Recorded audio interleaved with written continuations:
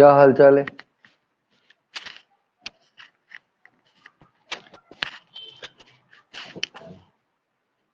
बढ़िया है। जी हैं? सर।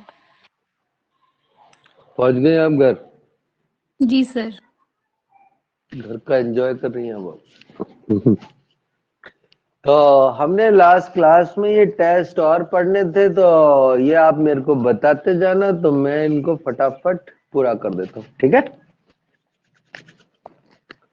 तो हम शुरू करते हैं विक्टर मेयर टेस्ट।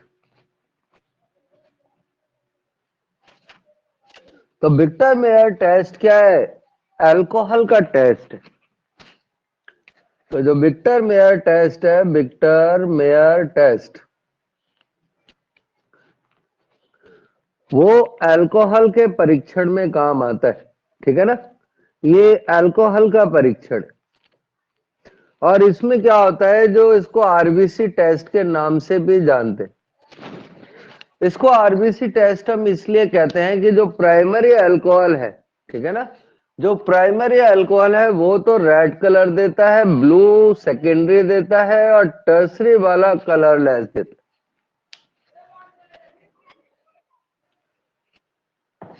टर्सरी वाला कलरलेस देता है। क्लियर? तो अब इस रिएक्शन में एक्चुअल में होता क्या है, इसमें सीरीज ऑफ रिएक्शंस होती हैं। तो आपसे रिएक्शन तो देखो वो कभी नहीं पूछेगा, क्योंकि सीरीज ऑफ रिएक्शन आती ही नहीं, ठीक है ना? तो इस रिएक्शन में हम कैसे रिएक्शन कराते हैं कि सबसे पहले हम अल्कोहल लेते हैं, प्राइमरी अल्कोहल, ये हमारा हो गया सेकेंडरी अल्कोहल, और ये हमारा हो गया टर्सरी अल्कोहल, और इन सबकी रिएक्शन P+I2 से कराते हैं। जब हम P+I2 से रिएक्शन कराते हैं, और P+I2 का काम होता है OH को हटाकर I लगाना, तो इसमें हमारा CH2I बन जाएगा, ठीक है ना? फिर हमारा इसमें भी क्या होगा, इसमें भी I बन जाएगा, और फिर टर्सरी में भी I लग जाएगा। फिर हम इसके बाद में इसकी रिएक्शन कराते हैं AgNO2 से, तीनों की रिएक्शन कराते हैं, तो I हटकर तीनों में ही NO2 लग जाएगा। इसका मीन्स ये हुआ कि ये टेस्ट हम एल्काइल हैलाइड और नाइट्रो कंपाउंड के डिफरेंशिएशन में भी यूज कर सकते हैं, क्योंकि तीनों में ही आयोडाइड बन रहा है। अब इसकी एंड में रिएक्शन हम किससे कराते हैं? एंड में हम इसकी रिएक्शन कराते हैं HNO2 से, और HNO2 की स्ट्रक्चर ऐसी होती। तो फर्स्ट वाली रिएक्शन में तो क्या होता है कि ये जो इसका H2 है वो इस O के साथ में रिमूव हो जाता है, और रिमूव हो जाएगा तो इसकी स्ट्रक्चर ऐसी बन जाएगी, और ये हमारा एज इट इज NO2 रहेगा। लेकिन जब हम इस सेकेंडरी अल्कोहल वाले कंपाउंड की रिएक्शन कराते हैं, तो अब इसके पास में एक हाइड्रोजन है ही नहीं, दो है ही नहीं, तो अब ये और ये H2 हो जाते हैं, और जाने के बाद में ये स्यूडो नाइट्रॉल बन जाता है। तो यहाँ सिंगल बॉन्ड होगा, यहाँ डबल बॉन्ड, तो इसको हम कहते हैं स्यूडो नाइट्रॉल, ठीक है ना? और इसकी रिएक्शन ही नहीं होती, और इस वाले कंपाउंड का नाम है नाइट्रोलिक एसिड, नाइट्रोलिक एसिड। और जब नाइट्रोलिक एसिड की रिएक्शन हम KOH से कराते हैं, तो ये हमको रेड कलर देता है, ये क्योंकि ये ब्लू कलर देता है, और इसकी क्योंकि रिएक्शन ही नहीं होती, तो ये टर्सरी जो है वो कलरलेस हो जाता है। आप इस रिएक्शन को कॉपी मार लो। तो अब क्वेश्चन कैसे आएगा, पहले तो ये रिएक्शंस कॉपी मारो।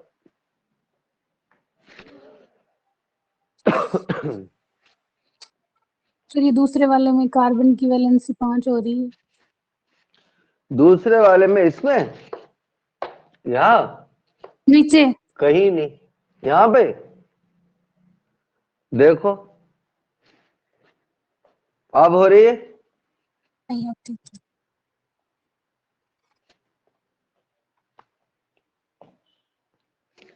तो अगर हम इसको लॉन्ग टर्म्स में देखें तो ये अल्काइल हैलाइड का भी टेस्ट हो सकता है, primary secondary tertiary alkyl halide, और ये नाइट्रो का भी टेस्ट हो सकता है। तो ये प्राइमरी, ये अल्कोहल, अल्काइल हैलाइड और नाइट्रो कंपाउंड में डिफरेंशिएट करने की सीरीज ऑफ रिएक्शंस है।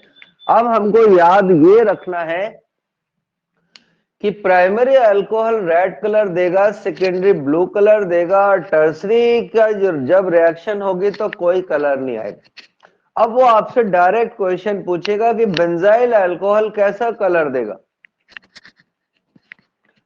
बेंजाइल अल्कोहल का कलर कैसा आएगा, कोई बत है कैसा? तो हमको देखना पड़ेगा कि ये बेंजाइल अल्कोहल प्राइमरी है, सेकेंडरी है या टर्सरी। तो हर्षित कौन सा है? प्राइमरी। प्राइमरी है तो रेड कलर देगा, तो बेंजाइल अल्कोहल का जो कलर आएगा वो रेड कलर होगा। अब वो हमसे क्वेश्चन पूछेगा कि नियोपेंटाइल अल्कोहल कैसा कलर देगा, कैसा कलर देगा रेड। है? प्राइमरी।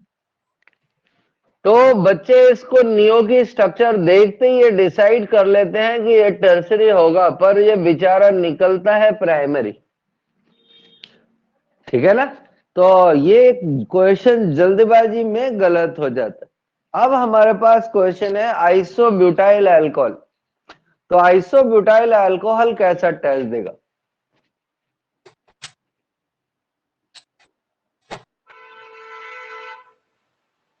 सेकेंडरी है तो ब्लू। है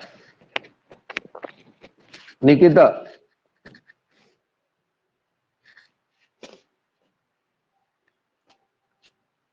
हर्षित?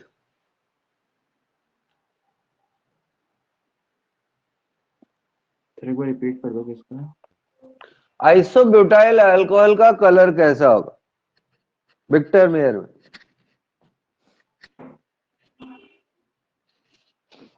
रेड ही होगा। प्राइम। तो आइसोब्यूटाइल अल्कोहल भी प्राइमरी अल्कोहल है।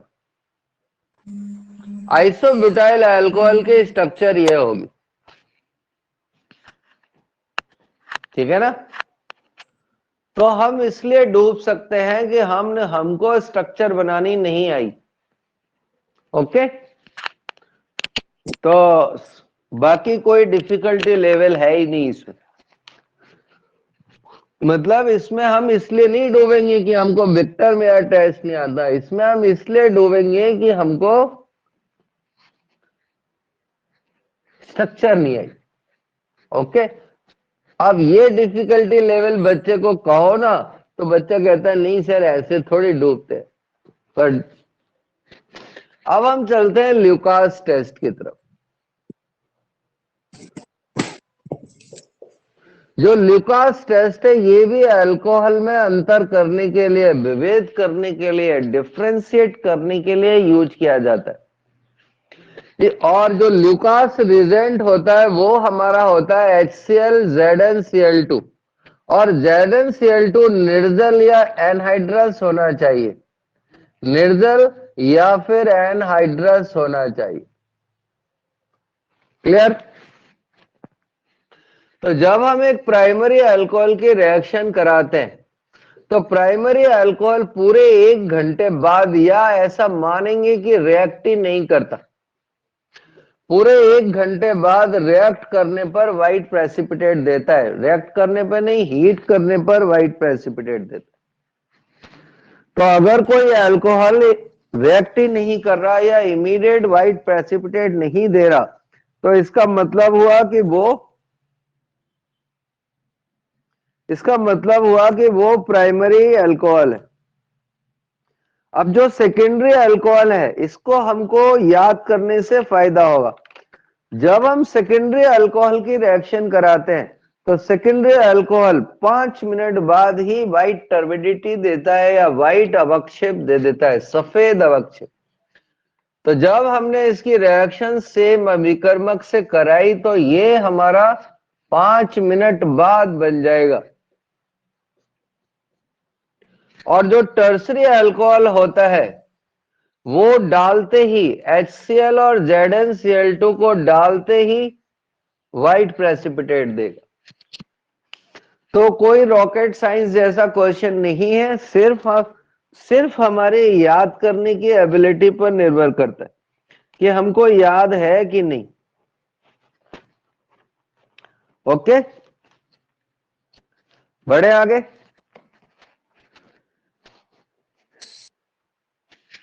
तो ये एकदम डालते ही HCl और ZnCl2 मिलाते ही व्हाइट प्रेसिपिटेट दे देगा। कौन सा दे देगा? Tertiary alcohol.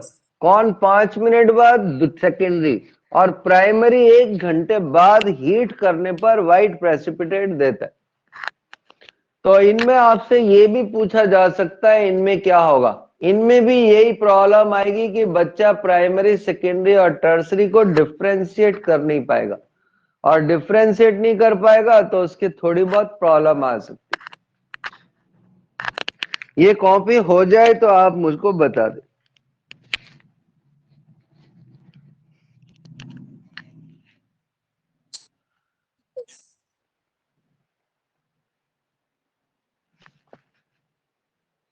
हो गया सर। ओके, तो हम ल्यूकास टेस्ट के बाद में अगले टेस्ट की तरफ चलते हैं, और उस टेस्ट का नाम है हिंसवर्ग टेस्ट। उसको हम कहते हैं हिंसवर्ग टेस्ट। तो हमें सबसे पहले तो ये बात याद होनी चाहिए कि हिंसवर्ग टेस्ट का यूज कहां होता है। हिंसवर्ग टेस्ट को हम यूज करते हैं प्राइमरी, सेकेंडरी और टर्सरी एमीन में डिफरेंशिएट करने के लिए। तो इसका काम है प्राइमरी, सेकेंडरी और टर्सरी एमीन में डिफरेंस करना। और इस रिएक्शन में क्या होता है कि जब हम एक प्राइमरी अमीन की रिएक्शन बेंजीन सल्फोनिल क्लोराइड से कराते हैं, और इसी को हम हिंसवर्ग रिएजेंट कहते हैं। तो जब हम इसकी रिएक्शन कराते हैं तो ये Cl हम इसको ऐसा करते हैं, रिप्रेजेंटेशन को बेटर बनाने के लिए नीचे लिख देते। तो जब हम इस C6H5 SOCl2 की रिएक्शन कराएंगे तो ये इसका हाइड्रोजन हट जाएगा और हमें ये स्ट्रक्चर मिलेगी। और फिर हम इसकी आगे फर्दर रिएक्शन KOH से कराते हैं। तो KOH से कराने पर ये H निकल जाता है, और इसके निकलने से पोटेशियम का सॉल्ट बन जाता है। और पोटेशियम का सॉल्ट आपको दिख रहा होगा कि आयोनिक नेचर का है, और जितने भी आयोनिक कंपाउंड है वो वाटर में सॉल्युबल होते हैं। तो प्राइमरी अमीन का जो कंपाउंड बनता है वो हिंसवर्ग रिएजेंट से रिएक्ट करने के बाद में वाटर सॉल्युबल हो जाता है। तो हमें पता लग जाती है कि ये प्राइमरी अमीन है। लेकिन अगर हम सेकेंडरी अमीन की रिएक्शन इस हिंसवर्ग रिएजेंट के साथ में कराते हैं तो हिंसवर्ग से रिएक्शन कराने के बाद में ये कंपाउंड बन जाता है। अब ये कंपाउंड में H ही नहीं है, तो ये KOH में रिएक्ट नहीं करेगा, और रिएक्ट नहीं करेगा तो वाटर में इंसॉल्युबल हो जाएगा। पर वो कभी कभी बच्चे को डॉजिंग देता है। तो जब वाटर में सॉल्युबल नहीं है तो ये किस में सॉल्युबल होगा? ये इथर में सॉल्युबल हो जाता है, क्योंकि इथर में ऑर्गेनिक कंपाउंड या कोवलेंट कंपाउंड सॉल्युबल हो जाता है। और जब हम टर्सरी अमाइन के रिएक्शन कराते हैं तो इनिशियली हिंसवर्ग रिएजेंट इससे रिएक्शन ही नहीं करता, क्योंकि हिंसवर्ग के पास Cl से रिएक्ट करने के लिए, हिंसवर्ग के Cl से रिएक्ट करने के लिए इस टर्सरी अमाइन में कोई ग्रुप नहीं।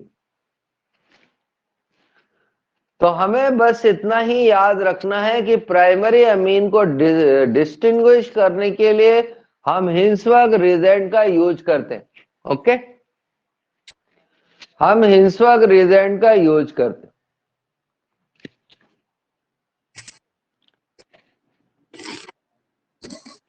देखो और कोई डाउट समझ आता है तो पूछो। और ये सारा मामला हमें याद करने के जैसा है।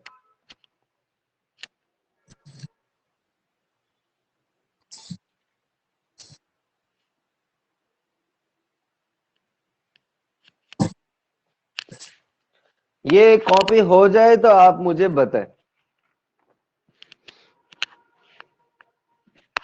जी सर हो गया। तो हम जो नेक्स्ट टेस्ट पढ़ रहे हैं वो टेस्ट है निनहाइड्रिन टेस्ट।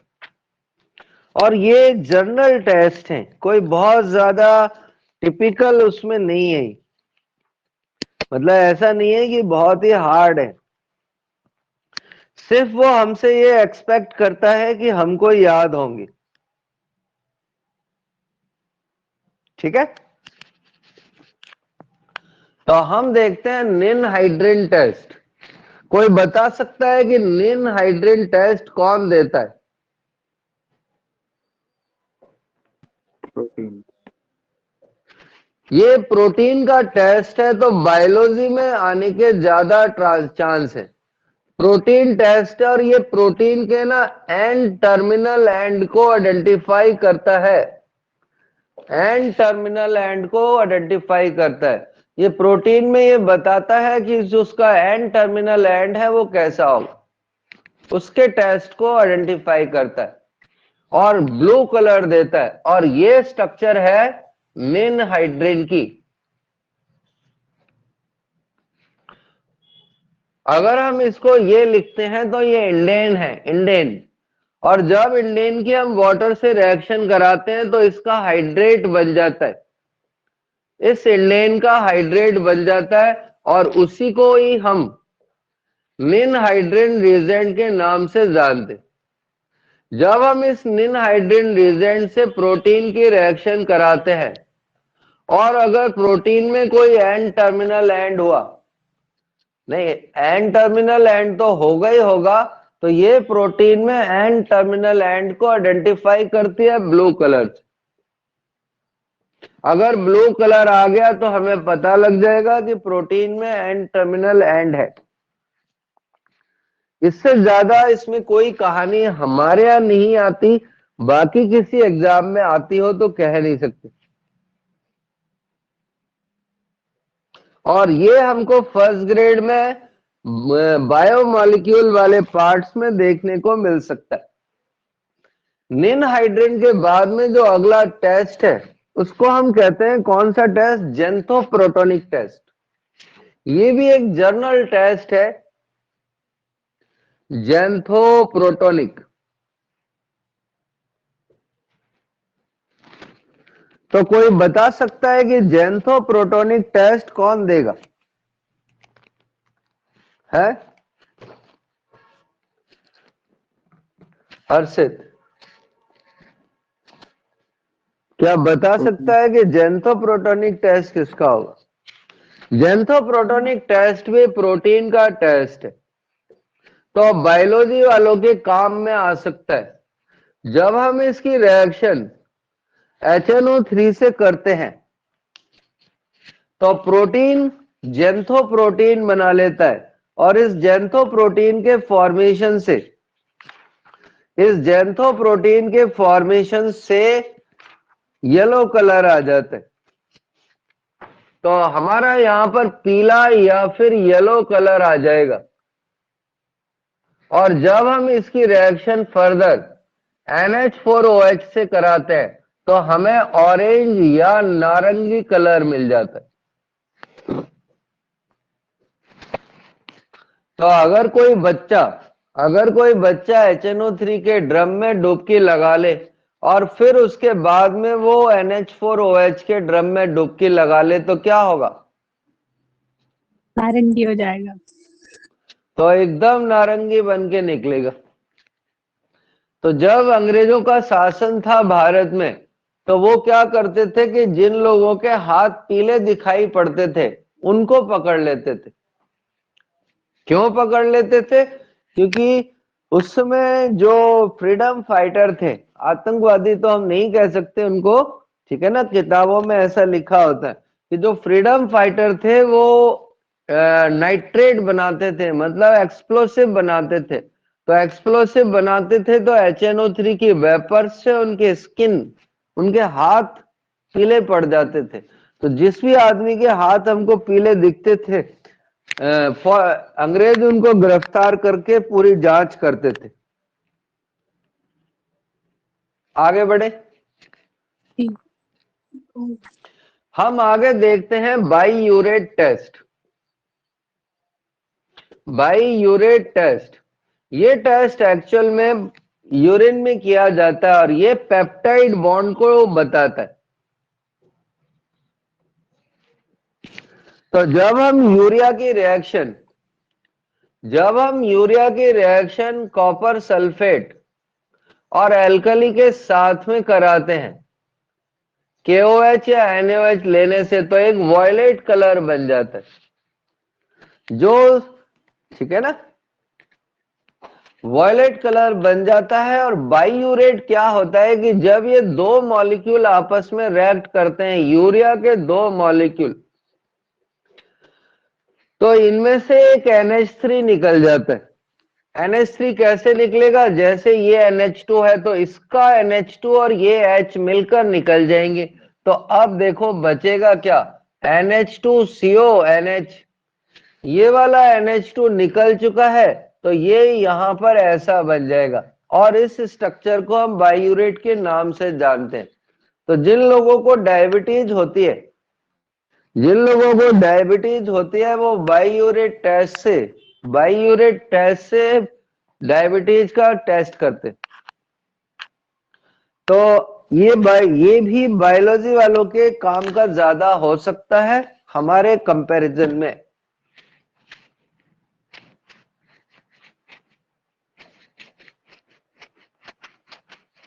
और अब हम चलते हैं इस टेस्ट की लास्ट कहानी, और वो है सिफ टेस्ट, सिफ परीक्षण। जो सिफ टेस्ट है वो कैसा टेस्ट है कि हम एक डाई होती है जिसका नाम होता है पैरा रोजा एनिलिन, और इसी को हम मैजेंटा डाई भी कहते हैं, मैजेंटा डाई के नाम से भी जानते हैं। इस मैजेंटा डाई को हम SO2 के जलीय विलयन से, मतलब एक्वस सॉल्यूशन से डिक्लराइज कर लेते हैं। और इसका रंग कैसा होता है? इसका रंग गुलाबी होता है। तो जब हम SO2 से और SO2 के एक्वस सॉल्यूशन से इसका रिडक्शन करते हैं तो इसका रंग उड़ जाता है और ये रंगहीन हो जाता है, कलरलेस हो जाता है। अब कोई बच्चा कहेगा इसमें इंपॉर्टेंट क्या है? इसमें इंपॉर्टेंट बात क्या है, हम जितने भी ब्लीचिंग रिएक्शन करते हैं वो सारी की सारी ऑक्सीडेशन से होती हैं। सारी ब्लीचिंग ऑक्सीडेशन से होती है, सिर्फ एक ही ब्लीचिंग है जो किससे होती है? रिडक्शन से। रिडक्शन से होती है, और ये टेम्परेरी भी होती है, टेम्परेरी ब्लीचिंग करता है ये। अगर हम इस रिजेंट को बाहर, जैसे ही इस रिजेंट को एयर में लाएंगे, क्यों टेम्परेरी करता है? क्योंकि ये नेसेंट हाइड्रोजन की वजह से रंग उड़ाता है। तो जैसे ही हम एयर में इसको वापस लाएंगे, वो नेसेंट हाइड्रोजन जिसने रंग उड़ाया था वो एयर की ऑक्सीजन से रिएक्ट करके वापस से कलर को रिस्टोर कर देगी। जैसे योगिता अपने बालों का रंग इससे उड़ा ले तो सारे बाल सफेद हो जाएंगे, लेकिन जैसे ही एयर में आएगी वापस से फिर से काले हो जाएंगे। अब आपके क्वेश्चन आएगा, आपके क्वेश्चन क्या आएगा? एक क्वेश्चन की कौन रिडक्शन से ब्लीचिंग करता है, तो एक्वस SO2, ठीक है ना। दूसरा क्वेश्चन, कौन सिर्फ रिजेंट के कलर को वापस लाएगा, तो कौन लाएगा? एल्डिहाइड। जैसे ही हम सिर्फ रिजेंट को एल्डिहाइड में मिक्स करते हैं, मिलाते हैं, इसका कलर वापस आ जाता है, क्योंकि एल्डिहाइड अपचायक पदार्थ रिड्यूसिंग एजेंट का काम करता है, अर्थात एल्डिहाइड का ऑक्सीडेशन हो जाता है और वो जो H उसने जो उसमें यूज किए थे वही H इसमें काम आ जाता है। क्लियर? तो एल्डिहाइड डालते ही सिर्फ रिजेंट का कलर पिंक। रिस्टोर हो जाता है, अर्थात वापस आ जाता है। तो वो आपसे सीधे सीधे कहेगा कि कौन कौन सिर्फ रिजेंट के कलर को वापस लाता है। एल्डिहाइड। एल्डिहाइड, ठीक है ना, या कोई और भी हो सकता है, पर अपने देखो इतना पूछते नहीं है, मतलब जो भी एल्डिहाइड है सारे ये टेस्ट दे सकते।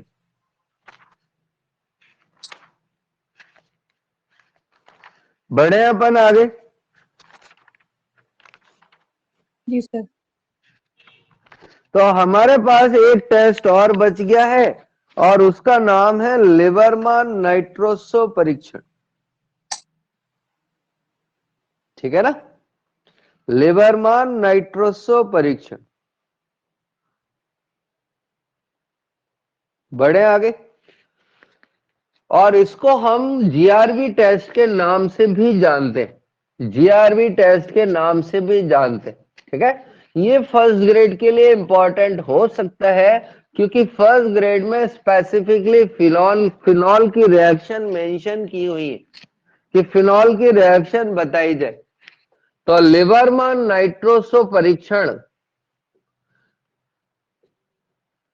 लिबरमान नाइट्रोसो का दूसरा नाम, देसी नाम जीआरबी है। तो निकिता बताएगी what is means by GRB. GRB का मतलब है हरा लाल नीला, हरा लाल नीला। क्लियर? हरा लाल और नीला। तो इसमें जो कलर का सीक्वेंस होता है, इसमें जो कलर का सीक्वेंस होता है वो होता है हरा लाल और नीला। तो वो आपसे पूछेगा फिनॉल लिबरमान नाइट्रोसो टेस्ट में कलर का सीक्वेंस क्या होगा। शायद हमें याद नहीं कि 2001 के बाद ये क्वेश्चन किसी पेपर में आया है। ठीक है ना, बाकी इसकी रिएक्शन देख लो, रिएक्शन कैसे होती है। ये हमारा फिनॉल है।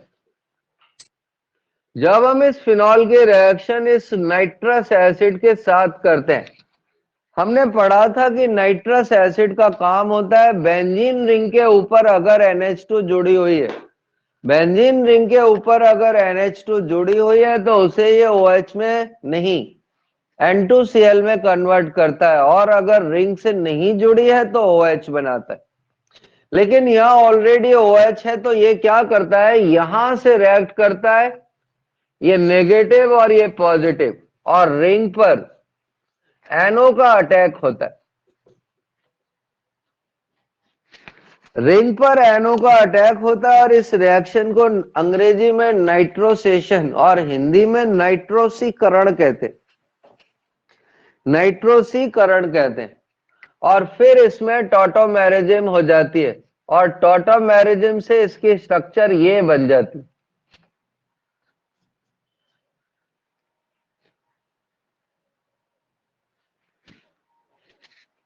टॉटोमेरिज्म से इसकी स्ट्रक्चर ये बन जाती, और जब ये स्ट्रक्चर बन जाती है तो हम इसको कहते हैं ऑक्सिम।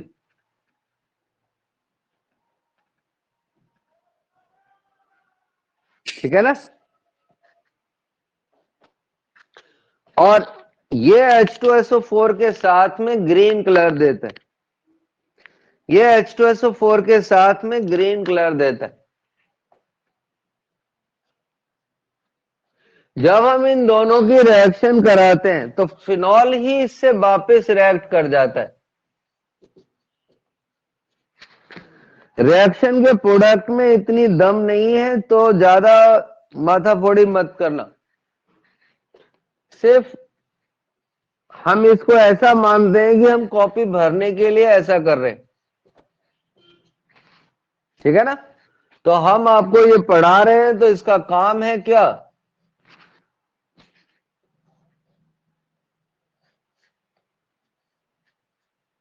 इसका काम है कॉपी भरना, और ये ग्रीन कलर देता है। अगर हम इसको डाइल्यूट कर दें वाटर से तो फिर से रेड कलर आ जाएगा, और फिर इसकी रिएक्शन NaOH के साथ में करा दें।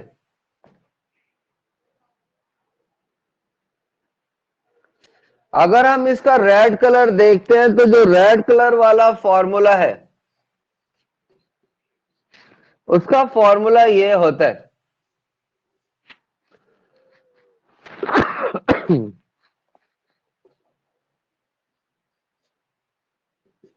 मतलब क्या चेंज आया? ये जो था वो खत्म हो गया है बस। और जब इसमें निकिता बेस डालेंगे तो आप कौन सा वाला पार्ट रिएक्ट करेगा? हमने कभी सुना होगा ये ब्लू कलर नहीं, रेड कलर है। बेस की प्रेजेंस में ये OH रिएक्ट करेगा और इस OH की जगह पर Na लग जाएगा। इस OH की जगह नहीं, OH की जगह पर नहीं, O की H की जगह पर Na लग जाएगा। तो हिंदी में इसका नाम हलानी परीक्षण होता है। हलानी, हलानी का मतलब निकिता क्या हुआ है? निकिता, हलानी का मतलब हुआ हरा, लाल, नीला। क्लियर? योगिता, जी सर। तो हलानी का मतलब समझ आ गया? जी। ठीक है। यहां पर मैंने एक एरर करी है, और यहां बाहर मैंने पेट नहीं लगाया,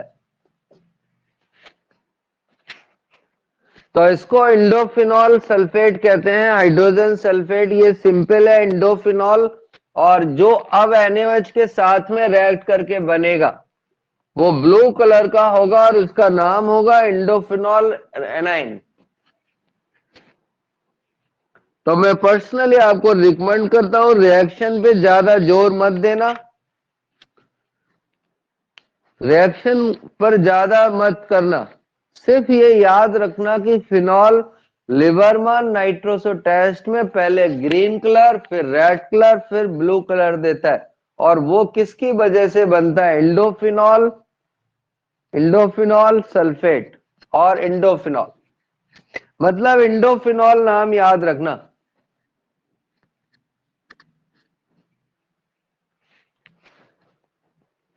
और 2001 के बाद में ये क्वेश्चन कहीं पूछा नहीं गया।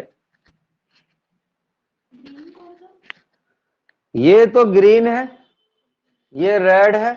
अब जब NaOH से रिएक्ट कराएंगे तो ब्लू कलर आ जाएगा। आप ऐसे मान सकते हो कि मैंने 2001 के बाद में किसी को ये रिएक्शन पढ़ाई है। 2000 के बाद ये रिएक्शन किसी को नहीं पढ़ाई गई। ठीक है ना? अब हमने जो कुछ पढ़ा है तो हम उसको टेस्ट भी कर लेते हैं, उसको हम टेस्ट भी कर लेते हैं।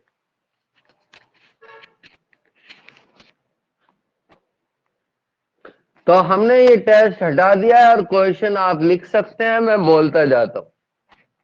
लिखो, क्वेश्चन है हाउ टू डिस्टिंग्विश। हम कैसे विभेद करेंगे हिंदी में, और अंग्रेजी में हाउ टू डिस्टिंग्विश।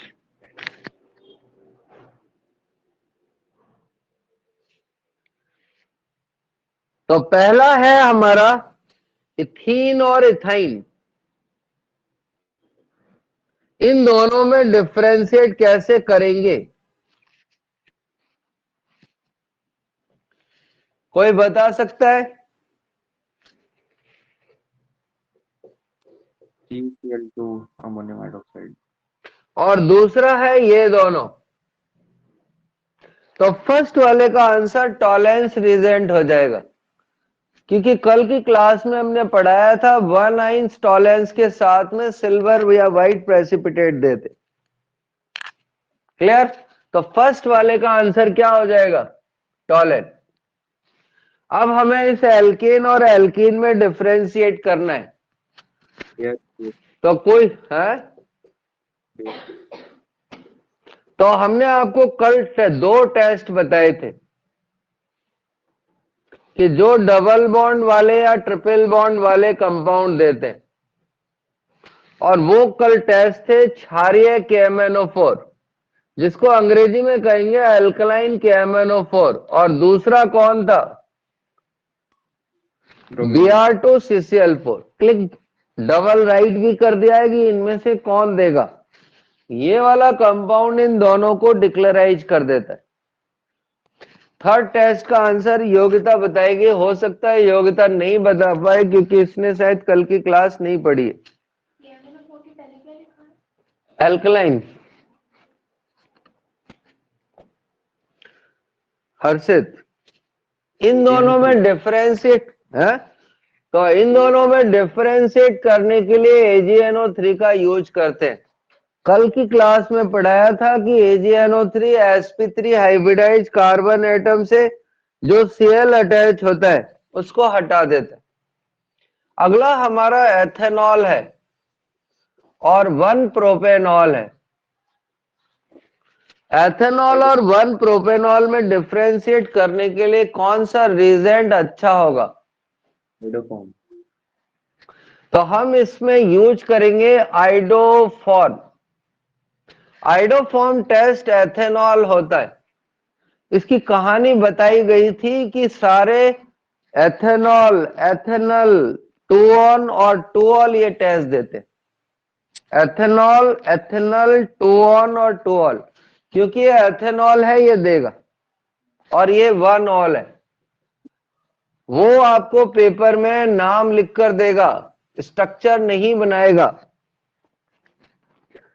हम अगला देखेंगे, और अगला ये है कि 1 प्रोपेनॉल और 2 प्रोपेनॉल में डिफरेंस करना है भैया।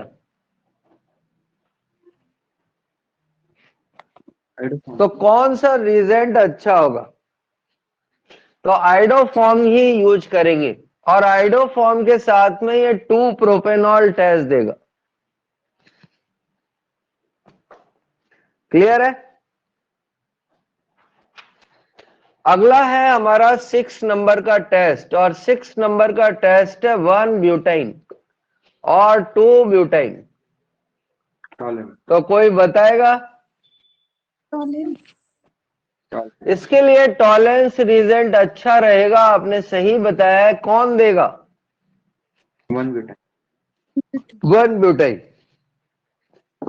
ये जो पार्ट हम पढ़ा रहे हैं, भारत के हर पेपर में ये पार्ट पूछा जाता है। मतलब एक क्वेश्चन तय हो गया आपका। हमें फॉर्मल्डिहाइड और एसिटाल्डिहाइड में डिफरेंशिएट करना है। आइडोफॉर्म। तो हमने अभी थोड़ी देर पहले ही आपको बोला था एथेनॉल, एथेनल, 2-on और 2-ol आइडोफॉर्म और हेलोफॉर्म टेस्ट देते हैं। Test number 8। टेस्ट नंबर 8 हमारा ये है प्रोपेनल। प्रोपेनल और CH3CHO में डिफरेंशिएट करना है। तो फिर से हमारा वही आंसर हो जाएगा आइडोफॉर्म। और फिर हम चलते हैं 9th टेस्ट की तरफ। 9th टेस्ट हमारा ये है CH3CHO और CH3C डबल बॉन्ड OCH3। अब क्या आंसर होगा? अब टॉलेंस आंसर हो जाएगा, क्योंकि एल्डिहाइड टॉलेंट टेस्ट देते हैं। तो बच्चा कहेगा यहाँ आइडोफॉर्म क्यों नहीं लिया? क्योंकि ये 2-on है और ये एथेनल है, तो दोनों ही आइडोफॉर्म देंगे ना। इसलिए अब टॉलेंस का यूज करेंगे, क्योंकि सारे एल्डिहाइड टॉलेंस रीजेंट के साथ में व्हाइट प्रेसिपिटेट देते हैं। अब हम चल रहे हैं टेस्ट नंबर 10 की तरफ, और टेस्ट नंबर 10 हमारा ये है कि एसीटोन और एसिटोफिनॉन में डिफरेंशिएट करना है। तो क्या कोई बच्चा बता सकता है कि NaHSO3। तो कल गुड। तो NaHSO3 सोडियम बाइसल्फाइड के साथ में कल ही लिखाया था। क्या लिखाया था कि एल्डिहाइड और एलिफेटिक कीटोन ये टेस्ट देते, मतलब SO2 की इफरवेसेंस देते। तो ये तो देगा, ये नहीं देगा। टेस्ट नंबर 11,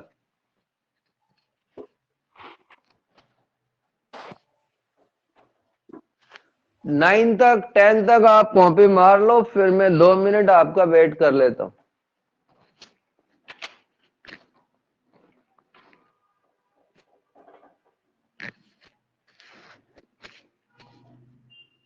या ऐसा करता हूं, मैं लिखता पहले लिख देता हूं, फिर एक साथ पूछ लूंगा।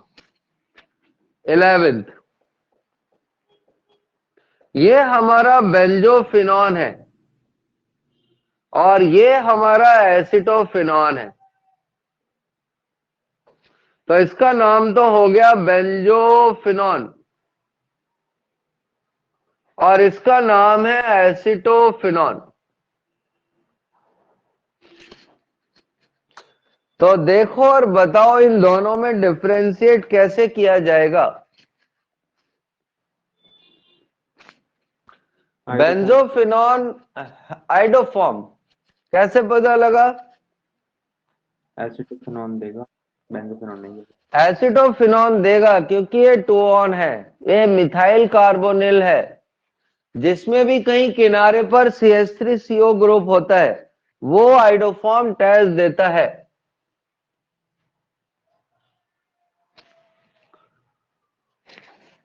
और अब हम जा रहे हैं 12th नंबर टेस्ट की तरफ। ये इंपॉर्टेंट है और नीट जेई सब में आ सकता है।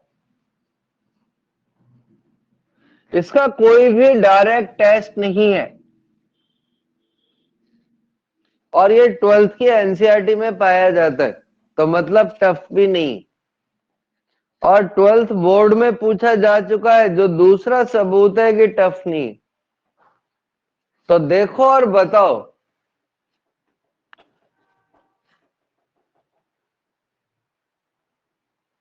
इन दोनों में डिफरेंशिएट कैसे करेंगे।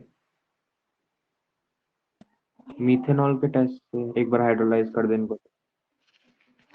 तो अब डायरेक्ट तो कोई टेस्ट है नहीं, तो जब हम इसकी हाइड्रोलिसिस करते हैं तो ये तो हमको एसिटिक एसिड और मिथेनॉल देता है, और इसकी जब हाइड्रोलिसिस करते हैं तो एसिटिक एसिड और एथेनॉल देता है।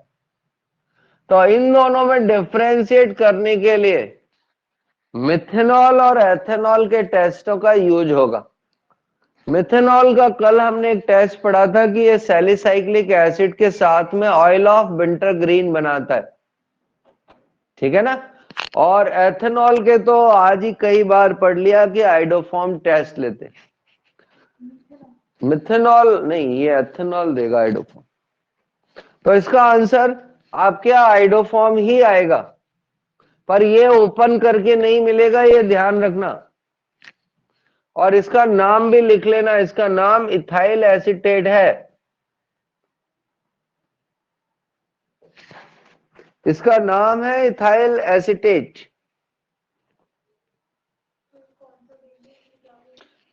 ये आइडोफॉर्म देगा, वो तो फिर डिस्टिंग्विश कैसे करेगी। लिख ले आइडोफॉर्म, ये तो देगा आइडोफॉर्म और ये देगा ऑयल ऑफ विंटरग्रीन। तो हम चलेंगे 13th नंबर टेस्ट की तरफ, और 13th नंबर क्वेश्चन ये है कि फॉर्मल्डिहाइड और फॉर्मिक एसिड में कैसे डिफरेंशिएट कर सकते हैं।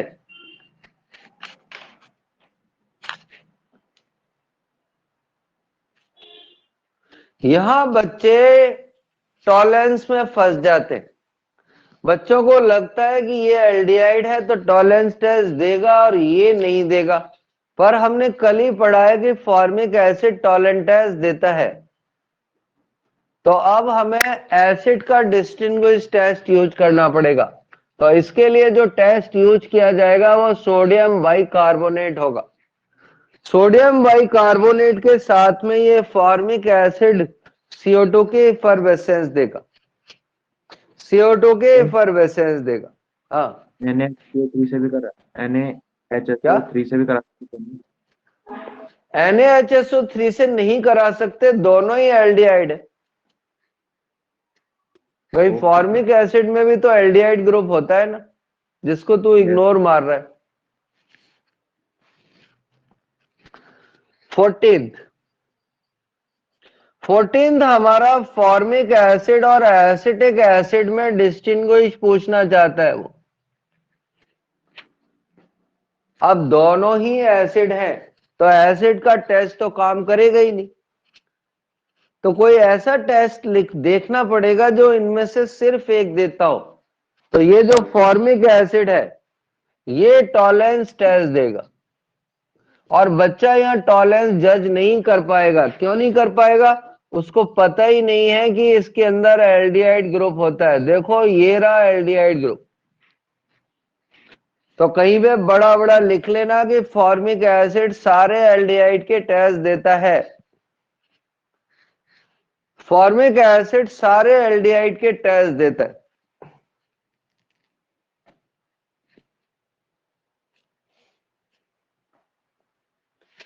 तो हम चलते हैं एक लास्ट रो को लिखने के लिए। इतना याद करने के बाद आपको डेफिनेट एक क्वेश्चन एग्जाम में मिलेगा ही मिलेगा।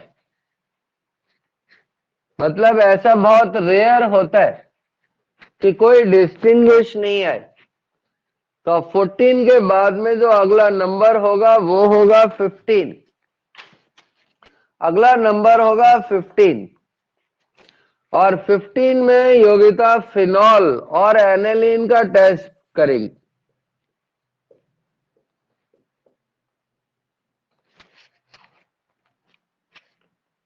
योगिता कल की वीडियो देखी थी कि नहीं देखी थी? अभी तक नहीं देखी सर। तो फिर तू नहीं कर सकती। हर्षित, तो कल हमने बताया था फिनॉल के साथ में न्यूट्रल FeCl3 रिएक्ट करता है और ये आइसोसाइनाइड टेस्ट देगा, जिसको हम कार्बाइल एमीन रिएक्शन कहते हैं। तो इसके दो आंसर हो सकते हैं, ये डिपेंड करेगा चॉइस क्या कहती है। ये हमारा फिनॉल है और ये बेंजोइक एसिड है।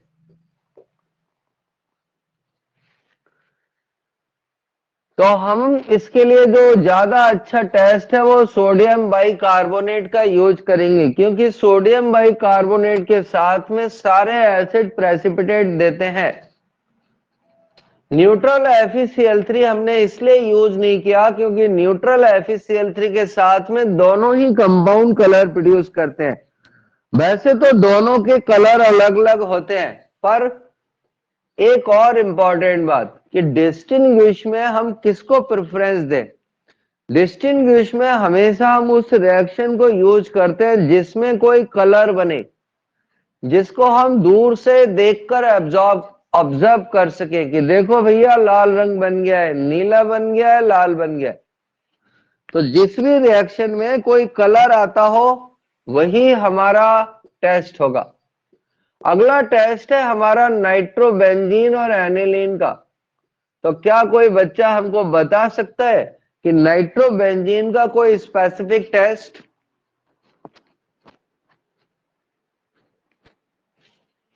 तो नाइट्रोबेंजीन का एक टेस्ट था जो कल लिखाया था और उसका नाम था मुलिकन बार्कर, और इसका टेस्ट ऊपर ही लिखा हुआ है आइसोसाइनाइड। हमने आपको कल टोटल शायद 25 या 23 डिस्टिंग्विश करने के तरीके लिखाए थे। ये एनसीईआरटी का क्वेश्चन है और भारत के सभी पेपरों में आ चुका है कि 2 पेंटेनॉन और 3 पेंटेनॉन में कैसे डिफरेंस करेंगे। तो क्या दीक्षा बता सकती है कैसे करेंगी? आज ही इसको डिस्टिंग्विश करने के कम से कम 5 बार बोला है हमने, एटलीस्ट 5 टाइम्स।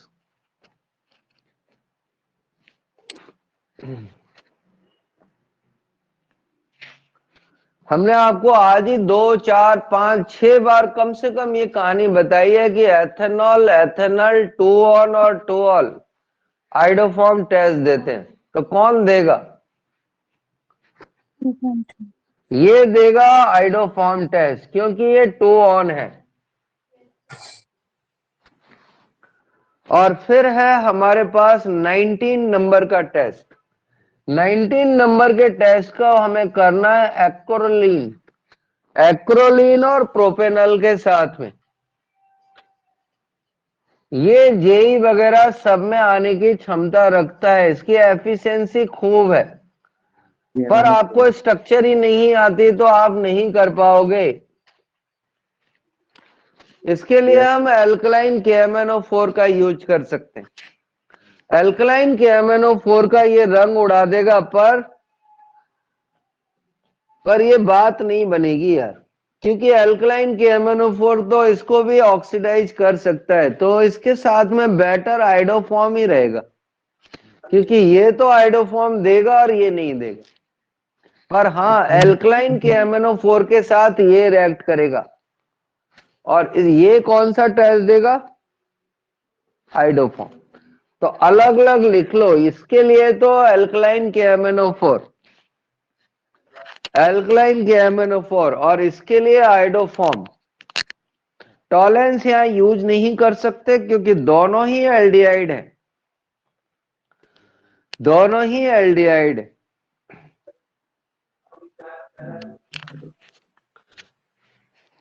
और अब हम बिल्कुल एंड की स्टेज पर पहुंच गए, 20 और 21। 19 के बाद 20 आता है।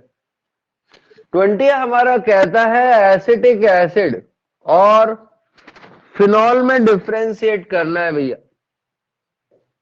तो कोई बता सकता है?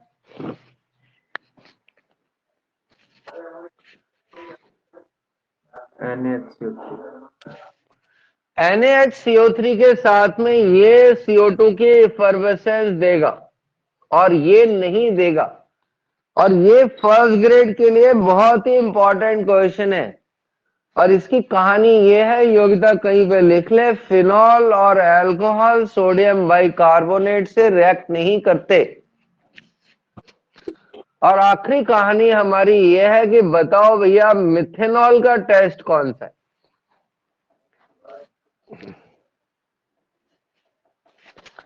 मिथेनॉल को कैसे टेस्ट किया जा सकता है? तो हमने आपको कल की क्लास में पढ़ाया था कि जब हम इसकी रिएक्शन सैलिसाइक्लिक एसिड के साथ में कराते हैं तो हमें ये ऑयल ऑफ विंटर ग्रीन बनाकर देता है। और दूसरा टेस्ट पढ़ाया था कि जब हम इसको कॉपर से ऑक्सीडाइज कराते हैं तो हमको फॉर्मेलिन की मीठी मीठी तो नहीं, फॉर्मेलिन की स्मेल आती है, जिसमें हम मरे हुए लोगों को डुबो कर रखते हैं। अगर हम फॉर्मेलिन में किसी को डुबो कर रख दे तो वो काफी सालों तक खराब नहीं होता। तो अगर कोई बच्चा केमिस्ट्री पढ़ते पढ़ते मर जाए तो इसका स्पेसिमेन बना के रखा जा सकता है कि देखो भैया ये केमिस्ट्री पढ़ते पढ़ते मर गया था। पर ऐसा एक भी स्पेसिमेन अभी बना नहीं है जो खाली केमिस्ट्री पढ़ते पढ़ते मर गया। कई बच्चे इस डर के मारे केमिस्ट्री नहीं पढ़ते कि कहीं मर मुरा गया तो, कोई केमिकल निकल के घुस गया तो, पर ऐसा कुछ भी नहीं होगा। तो ये थी भैया हमारे डिस्टिंग्विश की एक सुंदर सुशील कहानी, जो आपको डेफिनेट किसी भी पेपर में 2 क्वेश्चन सही करा सकती है। और कुछ भी रॉकेट साइंस नहीं है। होगी रॉकेट साइंस लोगों के लिए, अपने लिए नहीं है। अपने तो याद होना चाहिए। कुल कितने टेस्ट याद रखने हैं आपको? सिर्फ न्यूट्रल FeCl3 के साथ फिनॉल वायलेट कलर देता है। सारे एसिड और एसिड के सॉल्ट सोडियम बाइकार्बोनेट के साथ में CO2 की एफरवेसेंस देते हैं। प्राइमरी अमीन क्लोरोफॉर्म के साथ में आइसोसाइनाइड टेस्ट देता है, जिसमें से बहुत ही गंदे बदबू वाला कंपाउंड बनता है, जिसको वैलेंटाइन डे वाले दिन डालकर बाहर घूमने निकलते, जिससे जिससे बजरंग दल वाले आगे फिटे नहीं। अगला हाइड्रोफॉर्म है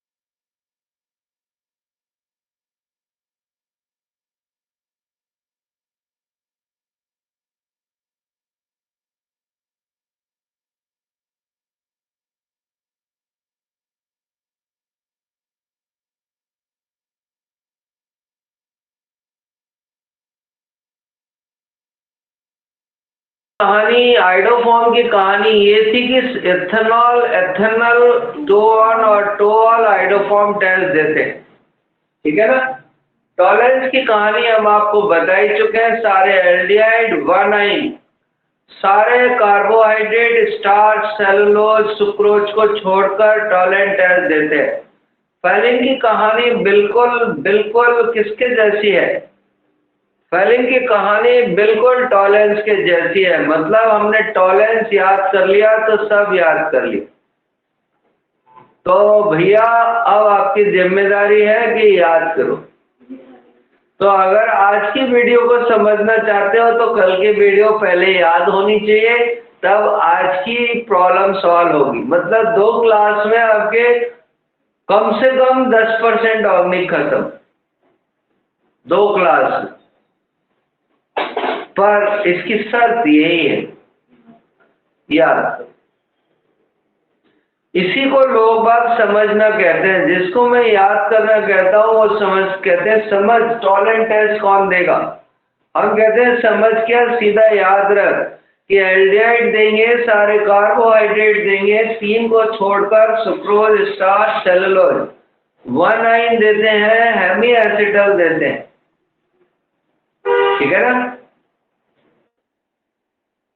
समझ आएगा कि आपको कौन देगा। बाकी सब मोह माया है। ठीक है ना। बाकी सब मोह माया है। तो बाकी भैया हम कल पढ़ेंगे। आज बच्चे भी कम है, कल नहीं, कल की छुट्टी है। कल पतंग उड़ाएंगे, हम तो नहीं उड़ाएंगे, तुम उड़ाना। क्लियर।